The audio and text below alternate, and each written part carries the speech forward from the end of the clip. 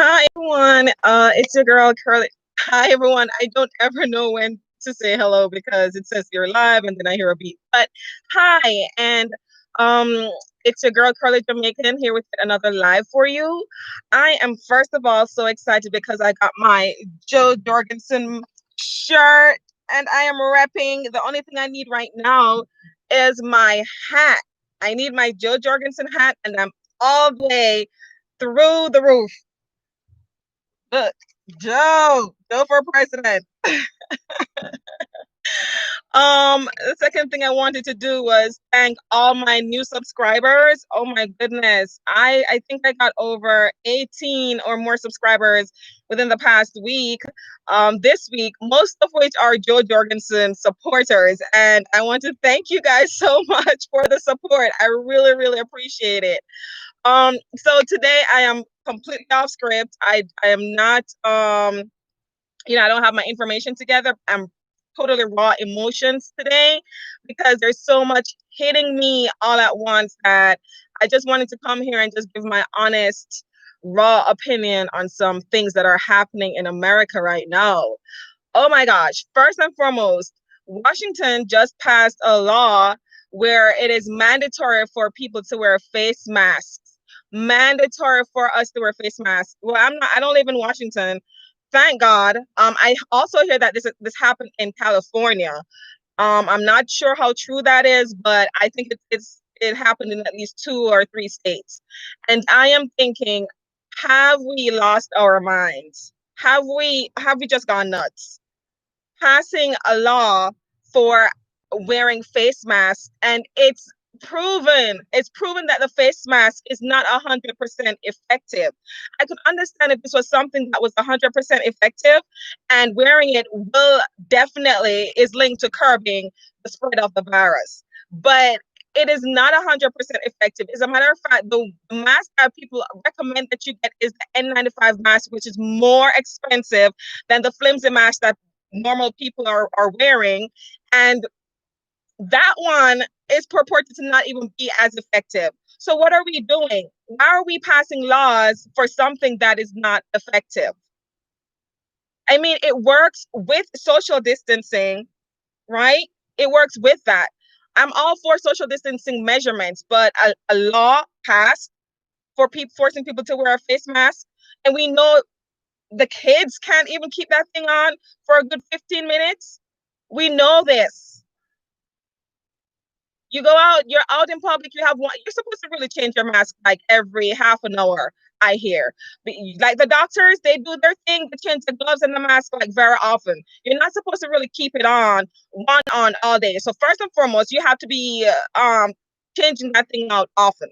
The second thing is, even if you change it out often, a virus, the particles of a virus are so small. And I hear that the virus is airborne, which means that if oxygen can get through your mask, then the virus can get through your mask, right? So it minimally reduces the chances of you, reduces the chance of you getting the coronavirus. It minimally does this.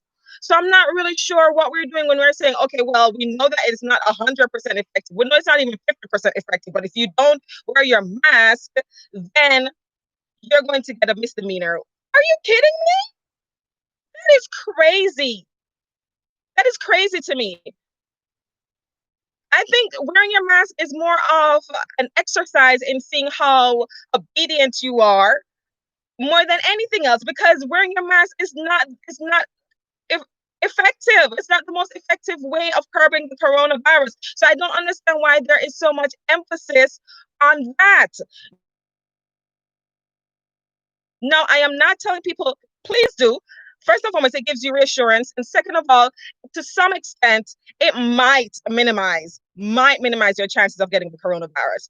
But at the same time, if my mask is the thing, because you know that thing that goes around your ear, you stretch it too much, it pops. I can't wear that. I'm in public and the police comes over to harass me because I'm not wearing my mask. That is so ridiculous. Come on, man. Come on. What are we doing? Someone said to me that literally we are acting out the movie Idiocracy. That's the movie that we're acting out. because we're doing some of the craziest things based on fear and hysteria. What we really should be focused on is not controlling the people, but controlling the virus, which means that we need to get treatments, and we need to, and I mean, I guess a part of controlling the virus is controlling contact. But I mean, that's what the social distancing measures are for. That's what they're for. But no, you're mandating and making it a criminal offense to not wear your mask. At some point, we're all going to be criminals. That is beyond crazy to me. So I just wanted to get that out there, that I really hope they don't bring that mess to Georgia. Wear your mask, wear it if you want, if it makes you feel safe, if you think absolutely it's going to help you. I've seen doctors and nurses come out and say, no, it's not effective. Gloves, when you wear your gloves, and the way you touch everything with the gloves on, then take off the gloves and still touch things, things like I'm hearing all these things about protective gear. So I'm thinking that making these things mandatory is not the best way to go about this. It's not. Education is the best way to go about this. Educate people on how to be safe in the coronavirus. And the sad part about this thing is that they're still in the phase where they're trying to figure out exactly what are things that we can do to prevent the spread. But it doesn't really seem like there's much we can do, because it's a virus. And unfortunately, it's a virus that kills, but it really doesn't seem to be too much that we can do except for the social distancing, right? I even heard that, this virus can be spread through your eyes. I mean, and it is what it is. But like, you are creating just more chaos. Like, it's like when something is out of control and you're trying to control the mess that is out of control, and you're just making it even worse, kind of situation. That's really what's happening. And so I was just a little bit mad this morning, because I was thinking, what are we doing as a nation? What are we doing as a nation? That's crazy. Another thing I wanted to come on here and talk about is, man, first and foremost, the last video I did, I was questioning, why is it that we don't have Jo Jorgensen being mentioned on national TV? And then, I realized that it got even worse. She's not even in the polls. She's not even mentioned in the polls. Like, this woman is running for president too. And it's like that whole population, that whole percentage of people, they've just been silenced by the media. Like, the media is literally treating them like they don't exist, even though, and I know this for a fact, Jo Jorgensen's team, Jo Jorgensen's supporters, the people that are for her, which I'm finding out they're Republicans for Jo Jorgensen, there are Democrats for Jo Jorgensen, they're just black people, Black Lives Matter people for Jo Jorgensen. I mean, like, she's getting an overwhelming amount of support, and the media is ignoring her. I mean, they are literally. I joined a group on Facebook, and one particular person I was one of the people that sent a message to Fox News, and I haven't received a response. But not only that, this other lady, she sent a message, and they did respond, and they responded and told her that they've never heard of Jo Jorgensen, even though they did an article on Jo Jorgensen, like, about in May.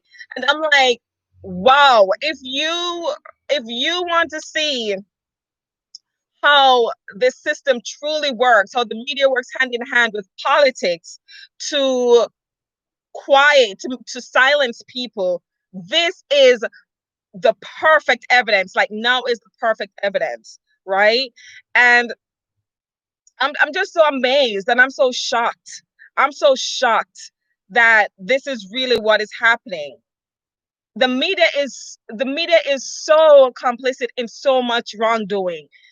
They're so complicit in so much wrongdoing. The spread of fear, the spread of propaganda,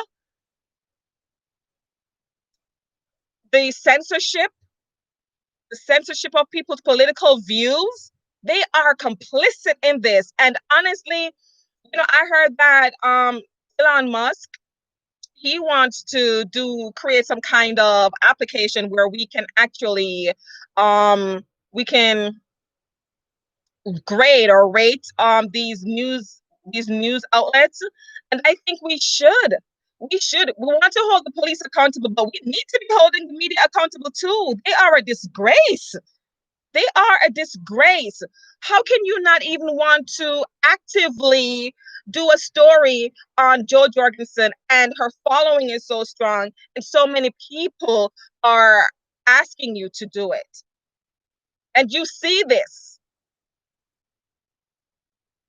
Polls are being created on Facebook and other social media platforms because they're not being created by the news outlet. They're not. It's only Biden and Trump that they are mentioning, and the other percentage that is there.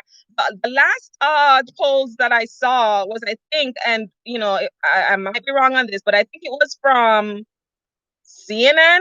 It was either CNN or Fox, and they ran a poll, and it was really like about less than 2,000 people that registered to do the poll, and 14% of the people did not like Joe or did not like Trump, but they labeled them as other. And it is so likely that that 14% includes libertarian, and they do not even want to give us a voice. They are so afraid of the people finding out how strong the following is for Jo Jorgensen. So they don't want her to debate. They don't want to include her in the polls, and they don't want to mention her on TV. They don't want to invite her for interviews. It is outrageous. And let me tell you, even if you support Trump and you support Biden and you are staunch supporters, you should not support this craziness where they're silencing a third party. You should not support that. If your country is truly a democracy, if America is truly a democracy, you should not support the silencing of a third party. You can have your opinion and say she's not going to win. You can have your opinion and say, well, your vote is a waste if you vote on her. Do that. At least give the people a chance to choose her. Let the people hear her views. Let the people let the verdict of public opinion reign. If they think she's crazy and she's a loon, then what's the worst that could happen? They just don't vote for her. If they love her, then they will. But let the people choose. The government should be chosen by the majority, which means that even the minority gets a chance to let their voices be heard. I'm just really shocked. I've never been this amped up about politics. And I was really excited when Obama, when he was running, I was really excited then. But then, after a while that lost its appeal. Now I am more amped up more than ever about coming election than any election that I've ever experienced in America. I'm so amped. There are people that are just so sick and tired of voting for the lesser of two evils. They're so tired of voting for the lesser of two evils. They're so tired. They don't even care if their vote is a waste, which it is not. But that is like the main argument that is being used to discourage libertarians and Democrats and Republicans for libertarians to not vote for Jo Jorgensen. That is the main argument being used, that your vote is a waste. The way I see it, one party has to emerge the winner. One party has to emerge the winner. If you vote for Biden and Biden lose, is that a wasted vote?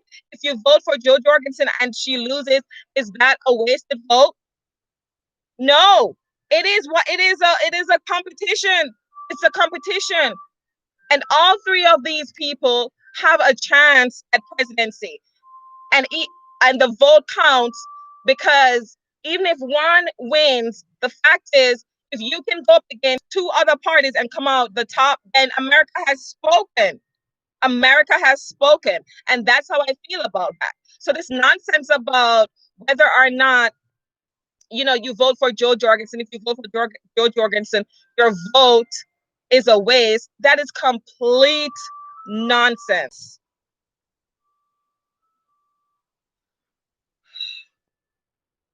So let me tell you guys, if you are sick and tired of what is happening in America today, the way the media is manipulating people, literally manipulating people into only voting either or either, making you feel as if this is your only option.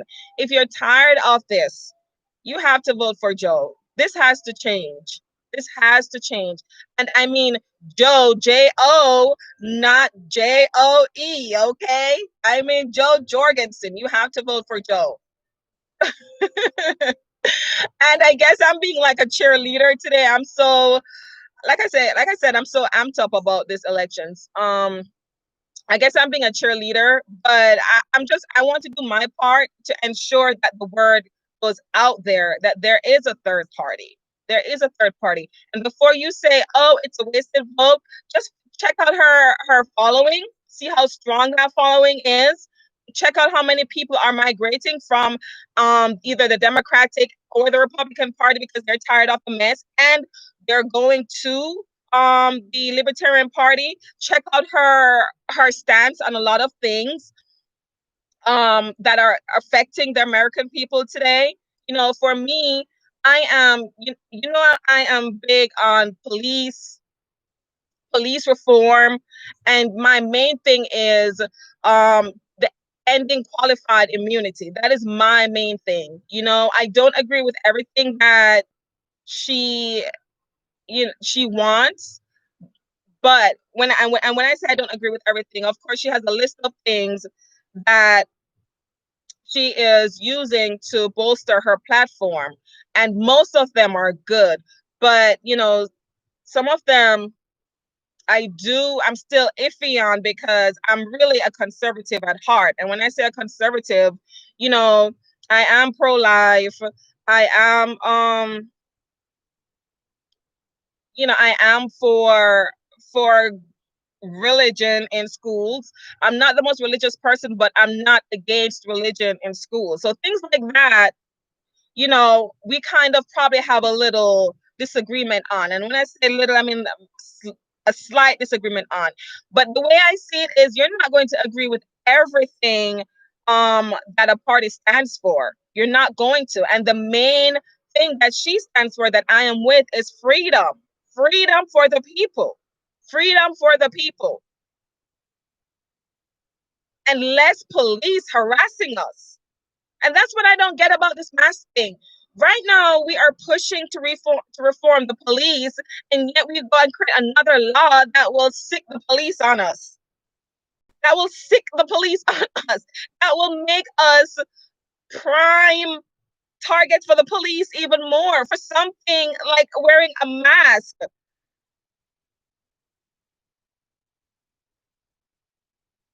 I don't understand how we can be pushing for police reform and making laws to send the police out, deploy the police to harass the people. How? They do things that they do under the guise of these laws. And I know people are completely freaked out by this coronavirus situation. I know I'm freaked out a bit. I'm not going to lie. But I'm not that freaked out to mandate the wearing of masks in public. That is a mess. I'm not that freaked out to mandate mandatory vaccines. No, I'm not that freaked out. I'm freaked out enough to want us to be pushing hard for a treatment. Ebola came and went. I never saw no crap like this happening. Swine flu came and went. I never saw no crap like this happening. The coronavirus might be here to stay. It might be. It might be like the flu. And when I say like the flu, I'm not talking about the potency of the disease. I'm talking about the fact that it flares up in certain seasons and dies down in other seasons. So it might be here to stay. So the best thing to do is for us to get a treatment. Your mask is not going to protect you from the coronavirus. What are we doing?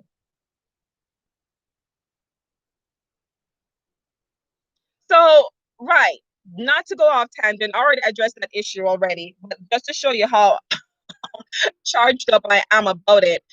Yes, I am for police reform, and Jo Jorgensen is all the way for that. Is all the way for giving these police less authority. And that's another thing that's happening. Like more and more police they are walking out, they're resigning. And it's like America is freaking out for that too. And I'm thinking, why? A lot of these officers, they are embedded with the corrupt and awful ways of policing. If that is ingrained in them, why do we want to keep them? You know, I don't think that in majority of the cases you can teach an old dog new tricks. So if these officers don't want to let go of the old way of policing, let them go. Bring some millennials in who are, you know, who are all about feelings and political correctness. Bring them in so they can do the policing for us. I was being funny on that, but the point, you get my point. If they don't want to change, if they think that the best thing to do is to walk out as opposed to just um changing the way that they do things, and that is your answer right there. You don't need them, so don't cry over that. Let them go. Now, I guess a lot of us foresee a challenge in wow, foresee a challenge in hiring new officers. And yes, we might have some challenges like that. But if you're going to hire new officers to retrain them in new ways and new methods of policing, then of course, make it to where they it's incentivized. No, when I say incentivized, that thing that Trump said about best practices, I like that. I'm not going to lie. Incentivize best practices. So if you're a good cop, you're probably going to get honors and stuff like that. Maybe a little, extra money on your salary, whatever. But you're a good cop, we keep you, right? And we reward you for being a good cop. So I think that's a good idea.